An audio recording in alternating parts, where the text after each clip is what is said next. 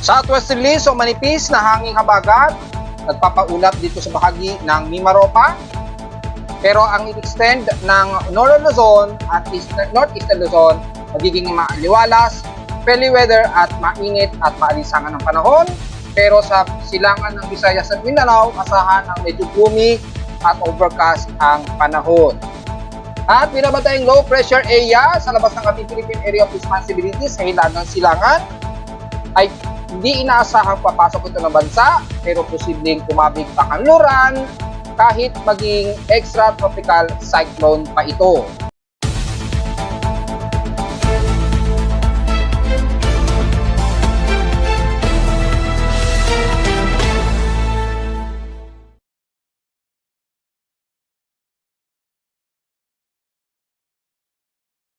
Hello, magandang tanghali mga folks. Welcome po muli sa ating Daily Weather Bulletin at Analysis para sa ikalawang araw ng Agosto 2024. Ang oras natin po ngayong tanghali ay alas 12:05 na ng tanghali.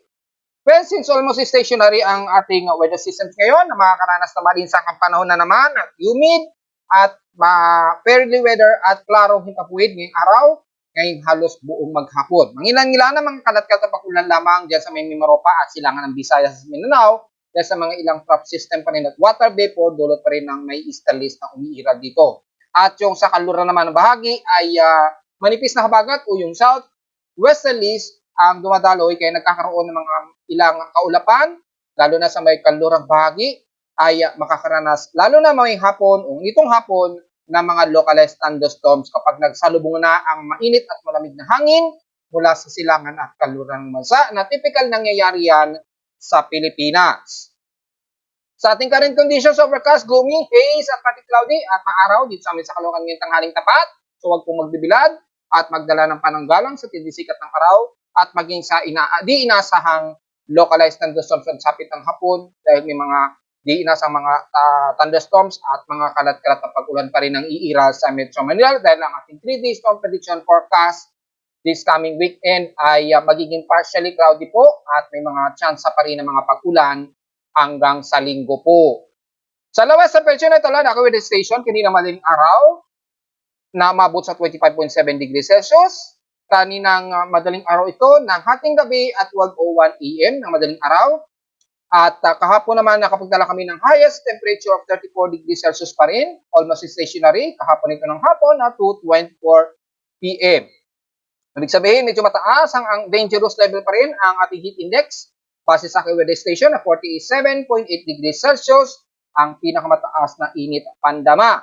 Sa ating phase systems naman, in past 24 hours, ang una, Catbalogan City, na may 34.5 degrees Celsius na highest temperature, so 0.5 degrees centigrado lamang ang pinagkaiba namin sa Caloocan. At sa lawas na temperature naman sa Baguio City ay nasa 80 degrees Celsius na bahagyaring tumaas ang temperatura sa Baguio. Sa inulan naman ng Baler ay inulan sila ng 69 mm na total rainfall at sa amin sa Caloocan kahapon ay drizzle rain lamang na 0.6 mm lamang ang naging total rainfall sa amin. So mukhang sa unang araw lamang ng Agosto ay yan pa lamang ang naitala sa amin na total rainfall so far. At sa ating outside humidity, 75% po, moderate po tayo, bumaba ng 1% since last hour. Katamtaman din ang ating barometric pressure at 1,008 hectopascals, nangungulugan lamang na may tsansa mga pagtulog at pakidlat lalo na ngayong hapon o gabi. So, take note yan mga folks. Nasa high tide po tayong kasalukuyan, nasa 4 hours and 54 minutes pa to low tide. So, ibig sabihin, kung sisilipin natin, ang maximum high tide natin ngayong araw, mali ako ng click, yan ay nasa 1.4 meters po ang taas ng ating high tide ngayong araw. At mamaya nga bandang mga 14 PM po ito, mababa. At wala naman tayong nakataas na gale warning. Mahina lamang ating habagat. Manipis sa southwesterlies, kaya wala masyado tayong magiging problema sa mga lalayag ngayong maghapon sa baybayin sa bansa. Pero dyan sa may bandang kaluran nga po ng Luzon, bandang Zambales nga po, ay dahil nga sa napabilitang mayroong oil spill dyan, mukhang malabo po kayo makakapag-pangisda malapit sa area ng oil spill. So, nagkakaroon ng problema ang ating mga mangingisda tungkol dyan sa oil spilling na yan. At wala naman tayong makikita na mataas na alon so far sa bansa. sa loob ng 24 hanggang 48 oras ayon dito sa ating significant wave height. So wala tayong magiging komento sa ngayon mga folks. At nasa moderate po ang ating air quality index at 59 or exact 15.77 micrograms per cubic meter ang kanyang particulate matter 2.5. So magmas po tayo muna sa mga sensitibong mga baga ngayong tanghali hanggang itong maghapon. At sa ating almanak, ngayong hapon ay sumikat ang haring araw kaninang 5:39 AM at inasahang lulubog ito mamayang 6:24 PM. Mukhang ito na naman ating huling ulat para sa moonset at moonrise dahil 6% na lamang illuminated ng 1% na liwanag ng buwan. So sisikat ito bukas na naman ding araw at 4:20 AM. At kinabukasan naman na ng hapon at 4:55 PM naman ito lulubog. So kasalukuyang palubog pa lamang ito at elevation 56 degrees. So ito na muna ang huli nating balita para sa buwan dahil magnyunyu muna po siya. So hindi na natin siya halos tanaw sa paglubog nito mamaya. At sa atin namang local weather outlook para ngayong weekend, inaasahan po natin partly cloudy ating maghapon hanggang bukas po yan. Asahan pa rin ang mga chance na pag-ulan. Kasi dito sa forecast, sa ating busy weather forecast ay nasa 100% chance na uulanin. Maaaring hindi dito sa amin sa Metro Manila or madalas na naman dyan sa may bandang Quezon City or dito sa may bandang Timog Kaluran ng bahagi or malapit na sa may bandang Cavite or bandang Tagaytay o Batangas area. Dito naman sa Silangan ay maaaring dyan sa may bandang Quezon Province, papasok ng Taytay Rizal at Quezon City nitong hapon. At bukas naman na Sabado, hindi maulap din ating maghapon at asahan pa rin mga localized thunderstorms. Asahan po sa lubungan ng mainit at malamig na hangin. Sa lubungan ng Easterlies ito at Southwesterlies yung malamig na hangin sa Kanluran, asahan ang localized thunderstorms this weekend. So diretso agad tayo sa ating satellite imagery na ginagamit ngayong tanghali. Makikita po ang ilang kaulapan sa may Timog Kanluran, lalo na sa may bahagi po ng Mimaropa. Ayan, asahan po dahil sa may southwesterlies po na umiiral dyan o manipis na habagat. So manipis pa rin ang ating habagat ngayon. Kaya hindi natin masyado ramdam ito, pero sa mga taga Mimaropa, nagkakaroon ng significant water vapor at trough dyan sa paligid. Kaya nabubusog po ng mga ilang moderate and clusterized heavy rain showers ang bahagi ng Coron, Palawan at ilang areas dito sa may bandang Puerto Princesa, San Vicente, Rojas, Dumaran, Araceli, hanggang dyan sa may El Nido na nga po. Dala po ng pananggalang sa ulan at iwas sa posibleng pagguho ng lupa. Bagamat matitibay naman kasi yung mga bato dyan sa Palawan kung di tayo nagkakamali, kaya ang pag-ingatan na lamang yung biglaang sudden flash floods just in case ngayong maghapon din nakakaranas kayo dyan ng mga ilang moderate and heavy rain showers, lalo na dito nga po sa nabanggit natin sa bandang Coron, Palawan, El Nido, pababa na po yan ng Rojas at Puerto Princesa. Siyempre, nakakaranas din ng mga ilang kalat-kalat dyan sa may Balabac at dyan sa may bandang West Philippine Sea, sa may bandang Kalayaan Group of Islands. Ingat po mga folks. At wala naman sa extreme no Luzon, wala tayong masyado magiging komento, magiging maliwalas, napaka-maalinsangan po, maaraw ang umiiral ngayon dyan.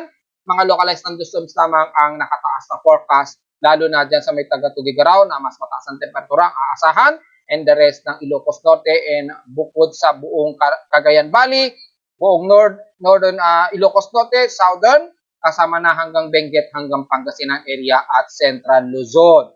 Mga isolated rain showers lamang ang most na iiral sa nalalabi ng Northern Luzon. Papasok na yan ng dyan sa may bandang Angeles, Pampanga, Central Luzon nga po na nabanggit natin sa may Tarlac, Nueva Ecija, and the rest, papasok na po yan ng Metro Manila at ilang bahagi ng Calabarzon. Magiging fair weather po tayo maaraw at maalinsangan po. Mangilan-ilan lamang na makakaranas sa mga isolated rain showers and localized thunderstorms ngayong maghapon, mga folks. Pero pagpasok po sa may bandang Silangan, lalo na sa may bandang Quezon Province, kasama ng Taytay, papasok ng Camarines Norte, at ilang bahagi ng Bicol Region, makikita natin ay mga ilang light rain showers ang medyo umiiral sa may bandang Bicol Region, Camarines Norte at Camarines Sur, at yan sa bahagi nga po ng Oriental Mindoro, nakakaranas din kayo ng mas maulap na himpaporin. Bagamat moderate weather tayo dyan, ay asahan pa rin mga isolated rain showers and localized thunderstorms, kabilang na ang bahagi ng Marinduque at Romblon. At nabanggit na po natin kanina na sa buong Bicol Region mula dyan nga po sa Camarines Sur, Legazpi, hanggang dyan na sa may bandang Catanduanes Island. Mas maulap po ang himpaporin natin dyan, mga kalat-kalat na pag-ulan ang aasahan. Patawid na yan ng bandang Eastern Visayas, asahan din ng mga cluster heavy rain showers dito, lalo na sa may bahagi nga po ng Dolores at Borongan Eastern Samar. Magdala po na pananggalang just in case expected ang mga ilang moderate and some heavy rain showers. Mula Masbate at the rest ng Kanluran ng Visayas area, katamtaman na lagay ng panahon, mga cluster lang din ng mga kalat-kalat na pag-ulan na may ilang pagkilat at pagkulog sa Panay Island and the rest ng Negros region at Cebu area. Magkakaroon lamang na may ilang isolated rain showers sa ilang bahagi ng mainland Cebu, lalo na sa may bandang Toledo at Agno, dala ng pananggalang sa ulan. At asahan hindi naman masyado magdamagan ang mga buhos ng ulan, medyo isolated lamang na kalat-kalat po. Kabilang na dyan sa may bandang katimugan ng Negros region sa Santa Catalina hanggang Siquijor sa Negros region. Typically, mga isolated lamang ang madalas hanggang sa may Central Visayas. At mula sa may bahagi ng Leyte ay asahan din ng mga kalat-kalat at maulap ang himpapawid ninyo dyan mula Ormoc, pababa na yan ng Baybay City, dyan sa may bandang San Juan hanggang Liloan ay magiging mas maulap ang himpapawid at mga ilang kalat-kalat na pag-ulan dahil sa mayroong trough na nag-embed dito. May mga surface trough po na umiiral dyan sa may silang bahagi ng Visayas at Mindanao, kaya nagkakaroon ng ilang kalat-kalat na pag-ulan na may pagkulod at pagkilat hanggang sa may Eastern Mindanao area. So ingat po sa biglaang mga pagkidlat at biglaang buhos ng ulan. Mula naman dyan sa may bandang Northern Mindanao, mula Surigao del Norte, kasama na ang buong Dinagat Island at Siargao, and the rest ng Caraga area, mula bandang Butuan sa northern part ng Mindanao, at pababa na yan ng Surigao del Sur, and the rest ng Compostela Valley at ilang areas ng Davao region sa Katimugan, lalo na sa may bandang Davao del Sur area.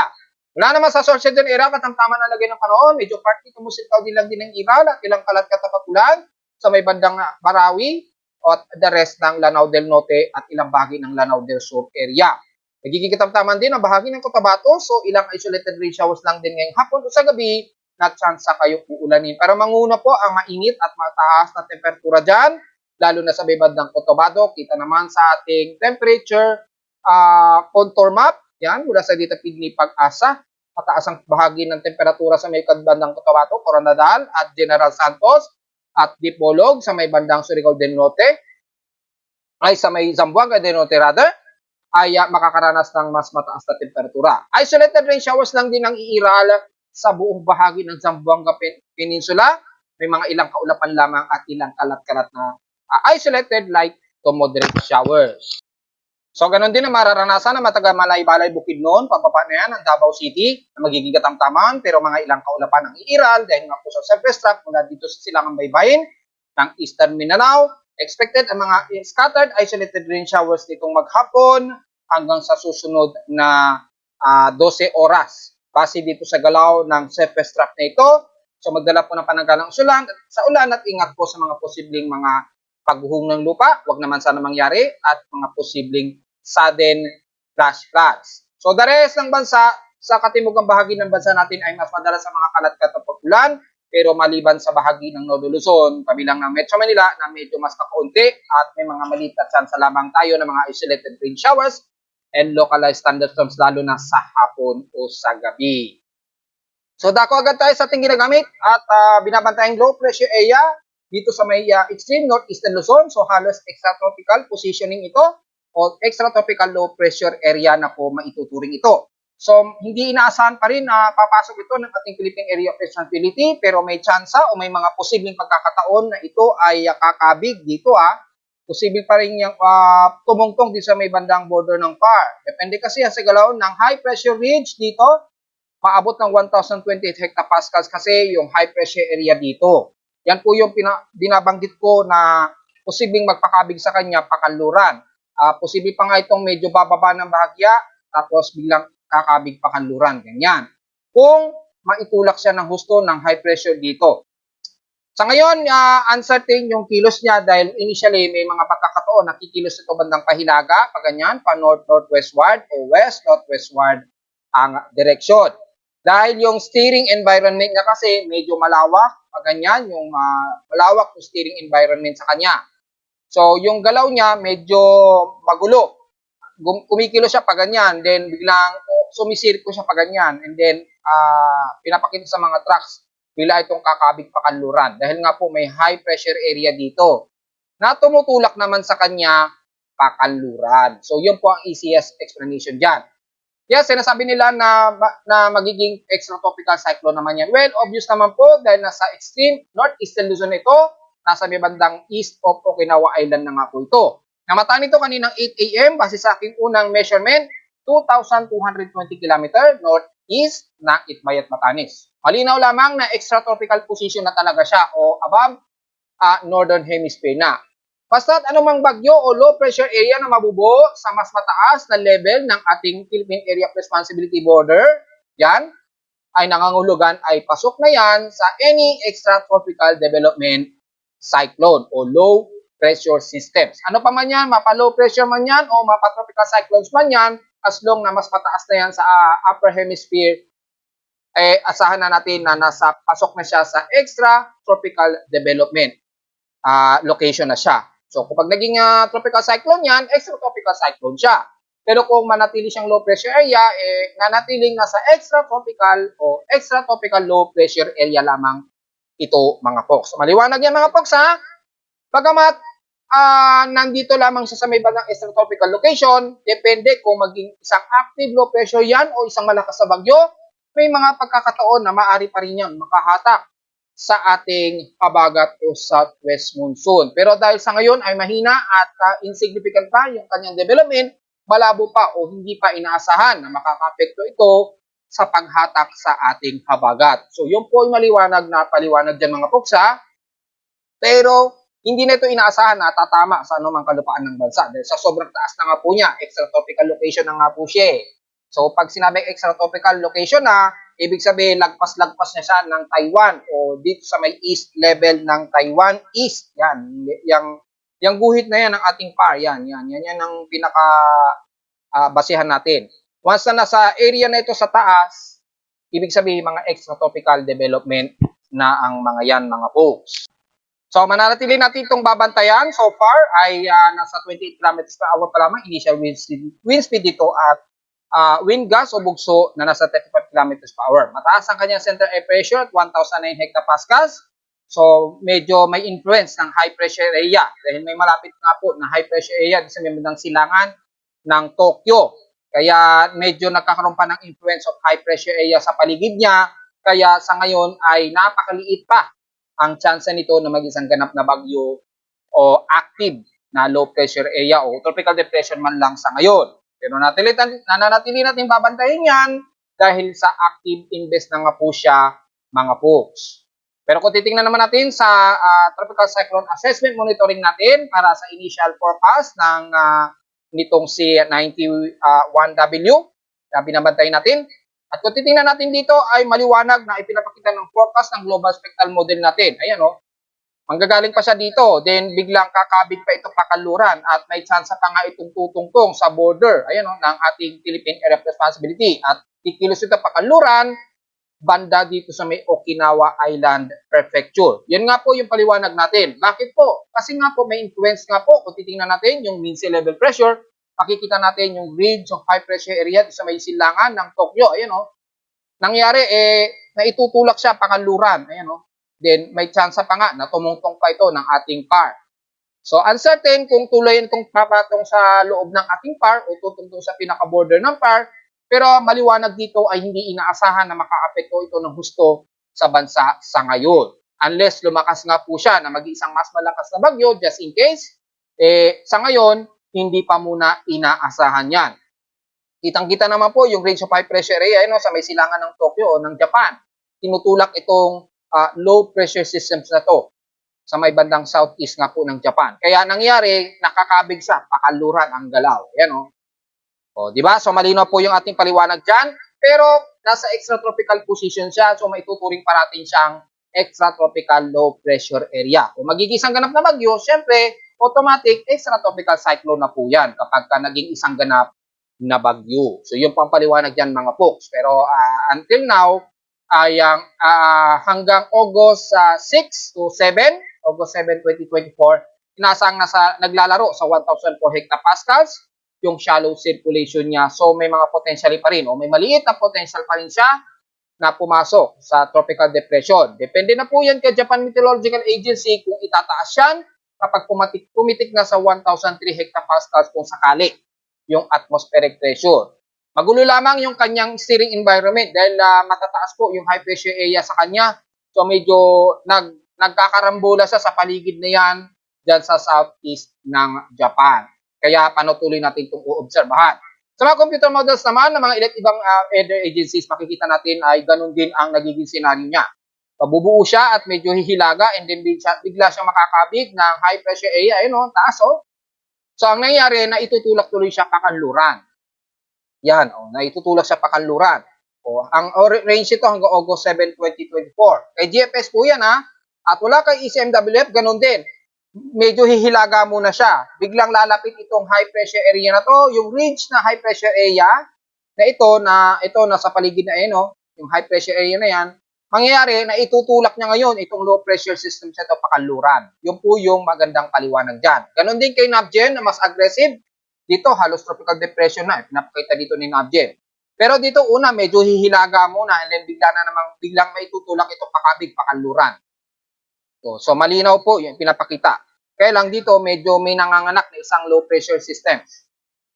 Anyway, dahil mayroong high pressure area nga po sa may silangan ng Japan, ay maaaring ikabig din ito pa north-westward o pakanluran din ang magiging galaw. Sobrang lakas kasi ng high pressure systems ito. Depende sa steering environment na pwede pa rin siyang kumabig pa north-northwestward kapag nangyaring nabuo itong low pressure system na to. Sa ngayon, si 91W ay maliwanag, maitutulak ito pakabig pakanluran nga po. Dahil nga po sa may nabubuong high pressure area sa Eastern Japan. So kung titingnan naman natin sa ating West Pacific Basin na ginagamit natin sa Tropical Cyclone Assessment Monitoring, sobrang anomaly o high anomaly na po siya, above 60%. So nasa index na nga po siya kaya itinaas na siya as 91W.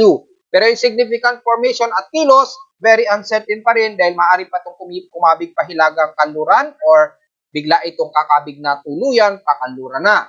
Depende nga po sa steering environment ng galaw niya at yung high pressure area dito sa may bandang Eastern Japan area. So maliwanag na nasa highly anomaly na siya. Mababa na yung atmospheric pressure sa kanya. Naiistorbo lang siya dahil nga po sa may high pressure area dito. So maliwanag dito na malayo o napakaliit ang significant na makakaapekto ng husto sa bansa. Depende kung magiging extratropical cyclone yan at lumakas, magkakaroon pa rin ng at least kahit papano na paghatak sa ating habagat. Pero sa ngayon, napakaliit pa o wala pang mararamdaman na paghatak sa ating habagat dahil mahina pa lamang na sirkulasyon ito at hindi pa certain kung tuloy ito magiging isang extratropical cyclone sa ngayon. So patuloy natin babantayan. Samantala sa Ulatindol, so far ay wala naman tayo namataan. Puro noise na naman na nadedetect ng aking seismograph. Pero yung mga active na mga malalakas ng pagyanig, so far medyo mahihina lamang. Medyo mga magnitude 4.0 lamang ang nadedetect ng aking seismograph mula pa kahapon. Wala naman sa data feed ni PBOX, kaninang 12 AM ay nakapagtala tayo ng dalawang magnitude 4.0 mataas. Mula rito sa may bandang southeast ng Sarangani Island, Davao Occidental, naganap ito kaninang 4:47 AM at magnitude 4.4. May lalim na epicentral depth of 80 km. At ang isa naman ay ang sumunod dito sa may southeast din ng Marihatag, Surigao del Sur na naman na madalas na namang niyayanig na naman. So nag-reset na po yung ating data feed.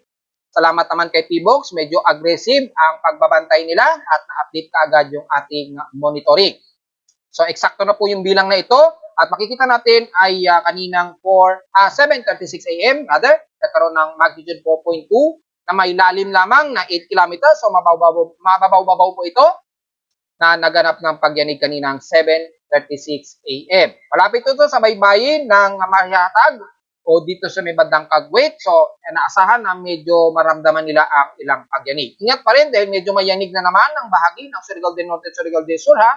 Mas marami na naman ang mga total na pagyanig kumpara sa ilang bahagi ng bansa. At kung makikita natin mula August 1 hanggang ngayong araw, medyo kalat-kalat na rin agad ang mga ilang pagyanig mga folks.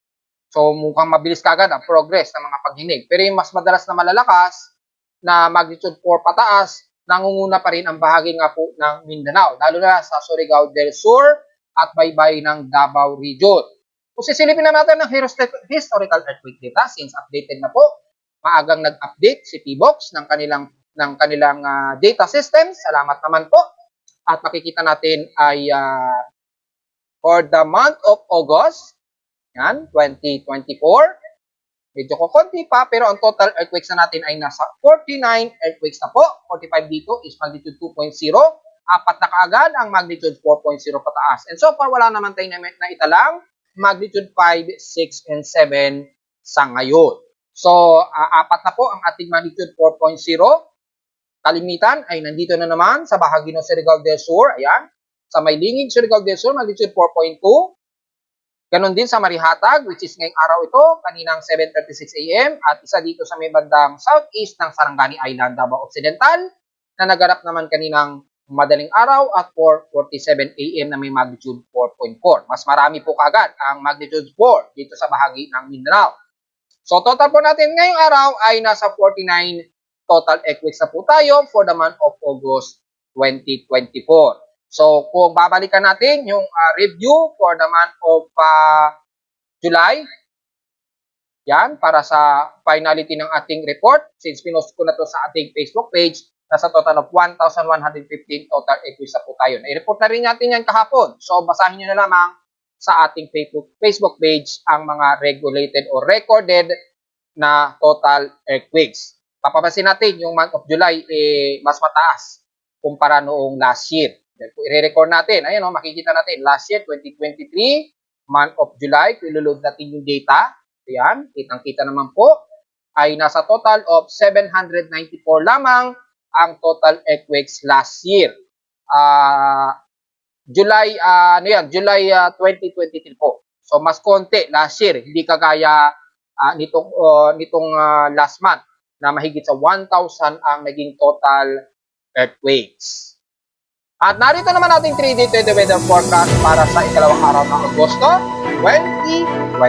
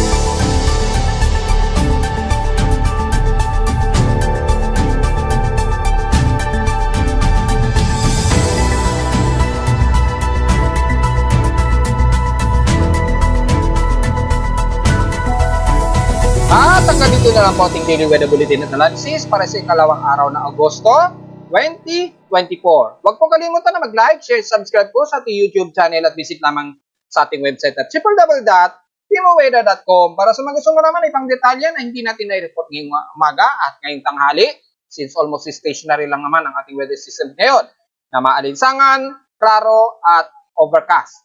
At visit naman sa ating webpage para sa gusto malaman ang dynamic at real-time events mula sa ating weather station sa Caloocan at sa data feeds mula sa iba't ibang weather agencies. Maraming salamat po mga folks and happy weekend po sa ating lahat.